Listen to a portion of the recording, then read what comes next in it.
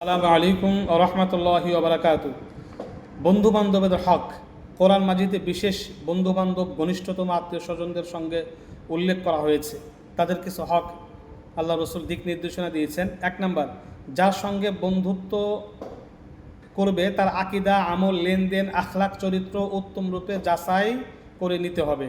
উল্লিখিত বিষয় উপযুক্ত পেলে বন্ধুত্ব করবে, নতুবা দূরে থাকা বাঞ্ছনীয়। অসৎ সঙ্গ থেকে বেঁচে থাকার জোর তাকিদ এসেছে। অভিজ্ঞতা ও প্রত্যক্ষ দর্শনেও এর ক্ষতিসমূহ উপলব্ধি করা যায়। উপযুক্ত পাত্র পেলে বন্ধুত্ব করতে বাধা নেই, বরং সত্যিকার বন্ধুত্ব বড় সুখের হয়।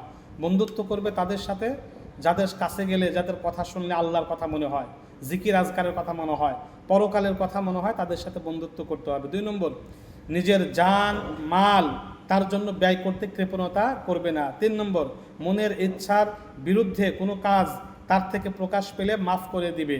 ঘটনাক্রমে মনোমালিন্য দেখা দিলে তৎক্ষণাৎ সম্পর্ক ঠিক করে নেবে। সাধারণ ব্যাপারকে জটিল ও দীর্ঘ হতে দেবে না। 4 নম্বর, বন্ধুত্ব হিত কামনায় ত্রুটি করবে না, সুপরামর্শ দানে কৃপণতা দেখাবে না এবং বন্ধুর পরামর্শ আন্তরিকভাবে শ্রবণ করবে। বাস্তবায়নযোগ্য হলে গ্রহণও করা চাই। এখানে উল্লেখ্য, আমাদের দেশে পালক পুত্রকরণের যে প্রথা প্রচলিত আছে, যাতে পালক পুত্রকে সব ক্ষেত্রে আপন সন্তান তুল্য মনে করা হয়, শরীয়তের দৃষ্টিতে এটা ভিত্তিহীন। পালক পুত্র বন্ধু বান্ধবের মতোই, যেহেতু তার সঙ্গে সম্পর্কের কিছুটা গভীরতা রয়েছে, তাই তাকে বন্ধুত্বের বিধানে আনা যায়, কিন্তু উত্তরাধিকার ইত্যাদি সে পাবে না। কেননা উত্তরাধিকার ইচ্ছাধীন বস্তু নয়, যে যাকে ইচ্ছা ওয়ারিশ বানাবে আর যাকে ইচ্ছা বঞ্চিত করবে। এ থেকে এটাও প্রমাণিত হয়, মৃত্যুর সময় কোনো সন্তান সম্পর্কে এ উক্তি করা, অমুককে মিরাস বা উত্তরাধিকার থেকে বঞ্চিত করা হোক, শরীয়তের দৃষ্টিতে এটা অন্যায় ও গর্হিত কাজ।